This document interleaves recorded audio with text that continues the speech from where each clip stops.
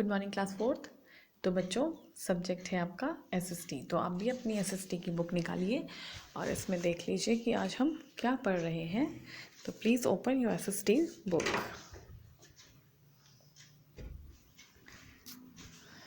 तो देखिए इसमें हमने स्टार्ट किया है new lesson number 8 water and soil natural resources. प्राकृतिक साधन या प्राकृतिक संसाधन जो हमारे पास उपलब्ध हैं वो है हमारे वाटर और सॉइल।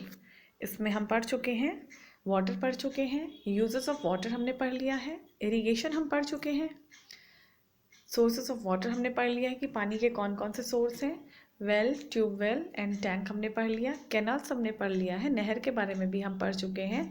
आज हम आगे बढ़ रहे हैं मल्टीपर्पज़ प्रोजेक्ट्स में, पेज नंबर 46। तो आप भी प्लीज़ ओपन करिए अपनी बुक और इसमें ध्यान से सुनिए। When dams complete more than one purpose, they are called multipurpose projects. कोई भी डैम जब एक पर्पस पूरा कर लेता है, पर्पस मीन्स होता है कोई भी एक उसका जो हम यूज़ कर चुके होते हैं, तो जब उसका वो एक से ज़्यादा पर्पस में यूज़ किया जाता है तो क्या कहलाता है? Multipurpose project. इन इंडिया सब मल्टीपर्पज़ प्रोजेक्ट्स आर, हमारे भारत देश में भी इसी तरीके के मल्टीपर्पज़ प्रोजेक्ट हैं। उनके नाम हैं भाखड़ा नांगल डैम। तो देखिए Bhakra Nangal dam, it is built on the river Sutlej इन हिमाचल प्रदेश।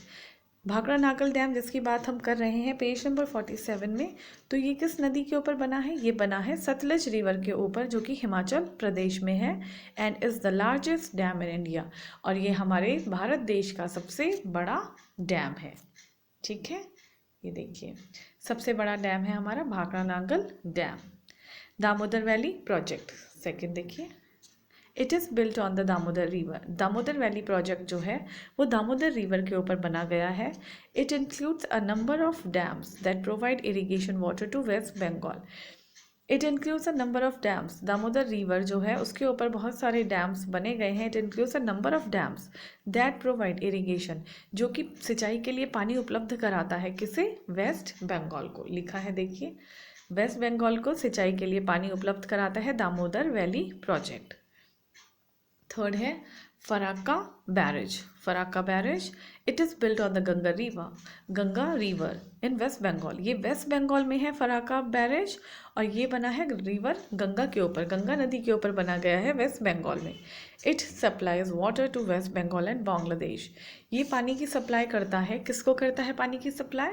ये पानी सप्लाई करता है वेस्ट बंगाल और बांग्लादेश को। ठीक है, नेक्स्ट है Sardar Sarovar dam.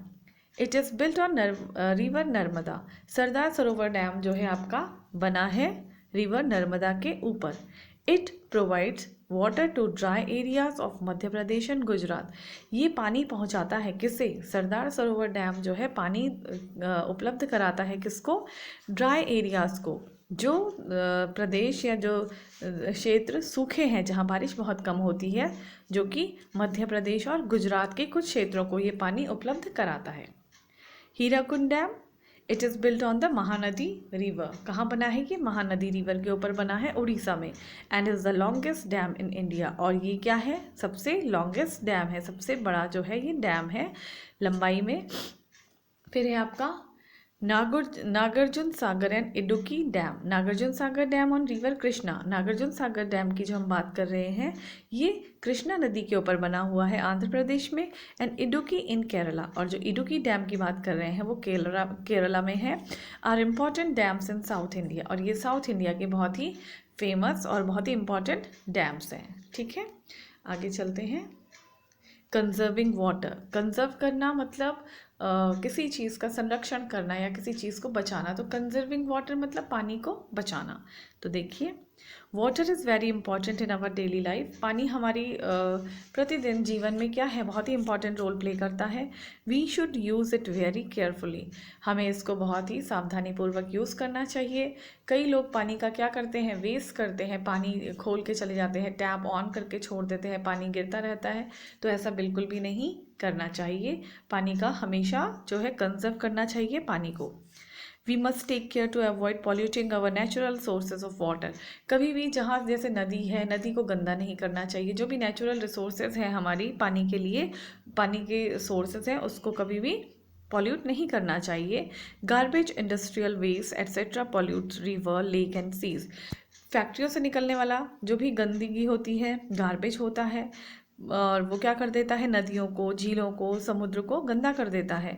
Marine life is destroyed in polluted water. जो मरीन लाइफ होती है, जो भी मरीन में जिनका जीवन होता है, जैसे मछली हो गए, समुद्री जो भी जीव होते हैं, उनको क्या हो जाता है, उनके लिए लाइफ क्या हो जाती है, डिस्ट्रॉयड हो जाती है पानी गंदा होने से। Oil dumping kills and makes fish in edible. Factory से निकलने वाला जो भी डस्ट होता है, गार्बेज होता है, वो समुद्रों में, नदियों में, झीलों में जाता है, तो उससे क्या होती है, जो फिश होती हैं वो पानी उनके मतलब एडिबल नहीं होता है, क्योंकि उसमें बहुत सारे केमिकल्स होते हैं, तो वो एडिबल नहीं रहता है। वो पानी जो होता है वो एडिबल नहीं होता है, खाने के लिए उपयोग किए जाता नहीं जा सकता। एडिबल होता है, इनएडिबल जिसे हम नहीं खा सकते। Water pollution also many diseases. Water pollution से भी क्या होती है, बहुत सारी डिजीजेस होती हैं। Therefore we should make efforts to keep our water clean and not waste it.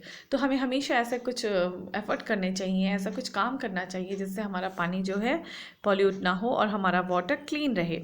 Without water our earth would be a dead planet. अगर हमारी धरती से पानी ख़त्म हो गया किसी स्टेज में, तो इसमें लाइफ क्या हो जाएगी, बहुत ही इम्पॉसिबल। खाना हमें मिलेगा और पानी नहीं मिलेगा, तो सिर्फ खाना खाने से हम जीवित नहीं रह सकते। खाने के साथ ही साथ हमें पानी की भी उतनी ही ज़रूरत होती है। सॉइल रिसोर्सेज देख लेते हैं। सॉइल मतलब मिट्टी, रिसोर्सेज मतलब किस तरीके से हमें कैसे मिलती है, देखिए। An important natural resource, the soil, is the top layer on the earth's surface in which plants and trees grow. An important natural resource, the soil.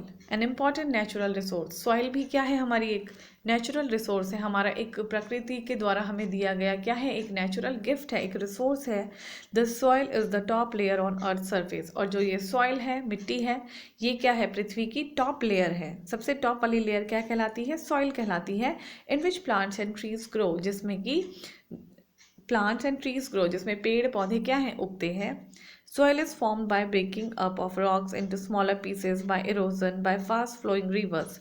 ये सॉइल किस तरीके से फॉर्म होती है, जब बारिश आती है तो बड़ी बड़ी चट्टानें क्या होती हैं, टूट जाती हैं, छोटे छोटे पत्थरों में, छोटे छोटे कणों में टूटती हैं, छोटे छोटे उसके पीसेस हो जाते हैं, और किसी नदी के थ्रू वो बह के कहीं चल जाती हैं, बहती हैं उस नदी के साथ, बाय फास्ट फ्लोइंग रिवर्स के थ्रू हो जाती हैं। The process of soil forming takes million of years. और जो सॉइल फॉर्म होने का जो प्रोसेस है वो बहुत सालों तक चलता है। बहुत सालों के बाद जब एक प्रोसेस होती है, उसके बाद क्या होता है, सॉइल फॉर्म होती है।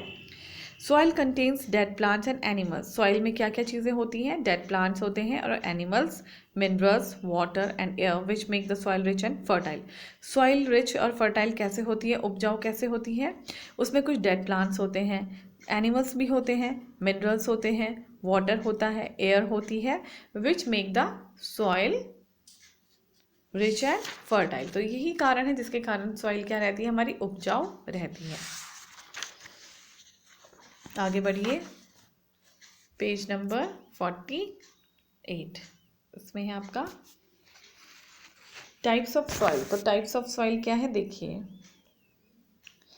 टाइप्स ऑफ सॉइल में है आपका, depending on the surface, climate and rainfall, we get the different form of soil from region to region. Depending on the surface, किस तरीके का धरातल है, किस तरीके का क्लाइमेट है, किस तरह वहाँ बारिश होती है, किसी भी जगह की बात करें अगर, तो सॉइल की वैरायटी किस पे डिपेंड करती है, इन सब चीज़ों पे। We get different forms of soil from region to region. हर क्षेत्र में अलग अलग प्रकार की सॉइल पाई जाती है।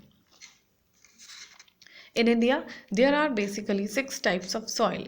हमारे देश में बेसिकली जो भी है, मुख्यतः से 6 तरीके की सॉइल पाई जाती है। पहला है आपका, देखिए,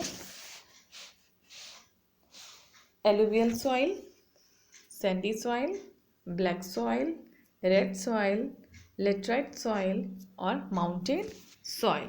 तो ये 6 तरीके की आपकी सॉइल जो है हमारे भारत देश में पाई जाती हैं। एलुवियल सॉइल में देखिए, it is the most fertile soil found in the northern plains and the coastal plains. ये नदर्न प्लेन और कोस्टल प्लेन में पाई जाने वाली सबसे उपजाऊ भूमि होती है, मिट्टी होती है। In this soil it is grown rice, wheat, meat, sugar cane, cotton, jute, pulses, tobacco and oil seeds grow well in this soil.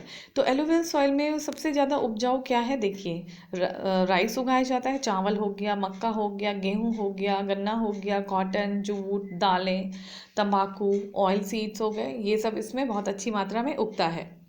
Second है आपका सैंडी सॉइल। तो देखिए, with the help of irrigation, Sandy soil रेतीली, मतलब वहाँ पे बारिश नहीं होती है, तो उसको उपजाऊ किस तरह से बनाया जाता है? इरिगेशन के थ्रू, सिंचाई के थ्रू। इसमें वीट उगता है, मिलेट्स उगते हैं, डेट्स, बार्ले, मेज, pulses and cotton can be grown in the Sandy soil of Rajasthan and Gujarat. और सैंडी सॉइल पाई जाती है आपकी राजस्थान एंड गुजरात में, और इसको उपजाऊ बनाया जाता है इरीगेशन के थ्रू। आगे आपका black soil. This soil is found in the north western and central Deccan plateau region. ये सॉइल पाई जाती है आपकी नॉर्थ वेस्टर्न में और सेंट्रल डेक्कन प्लेटू रीजन में। It is dark in colour as it made up of rocks made by लावा।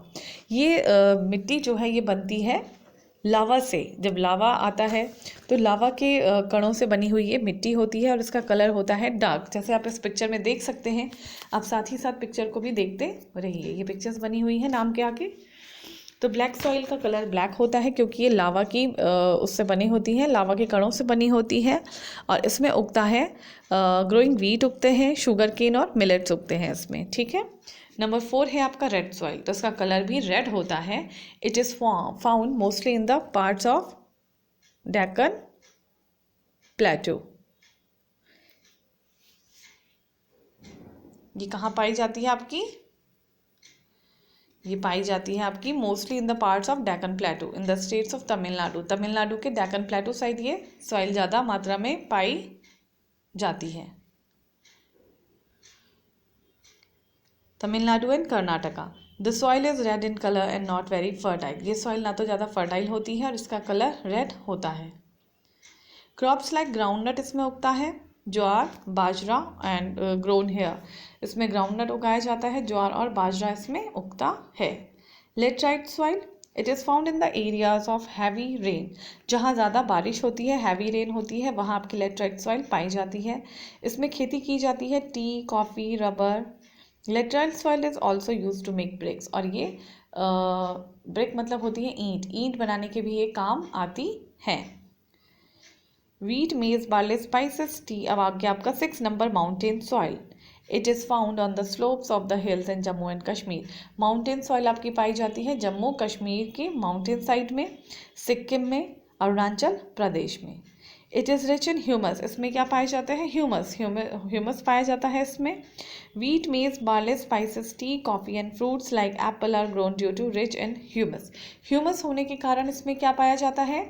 इसमें उगते हैं वीट हो गया, मेज हो गया, बार्ले हो गया, स्पाइसेस हो गए, मसाले, टी, कॉफ़ी हो गए और फ्रूट्स हो गए, और एप्पल यहाँ पे अच्छी मात्रा में उगता है, ठीक है। तो अभी मैं आपको सिर्फ इतना पढ़ा रही हूँ। आपका काम है आपने इसको रिवाइज करना है, और इसके साथ ही साथ आप जो मैंने 6 आपको सॉइल के बारे में पढ़ाया है, आप सॉइल के नेम उतारेंगे कॉपी में, और उसमें आप फिर एलुवियल सॉइल लिखेंगे, ये कहाँ पाई जाती है सिर्फ इतना लिखेंगे, और यहाँ पे क्या उगता है आप 4 आइटम्स के नाम लिखेंगे, कौन कौन सी चीज़ें यहाँ पे उगती हैं। इसी तरीके से सैंडी सॉइल लिखेंगे, कौन सी जगह में पाई जाती है, और 4 आप इसमें जो भी चीज़ें उगती हैं वो लिखेंगे, ठीक है। तो अभी आप इतना ही करिए और इसको रिवाइज करिए, उसके बाद हम इसमें आगे बढ़ेंगे और इसकी एक्सरसाइज भी हम नेक्स्ट वीडियो में करेंगे, ठीक है। तो रिवाइज करिए आप अपना लेसन।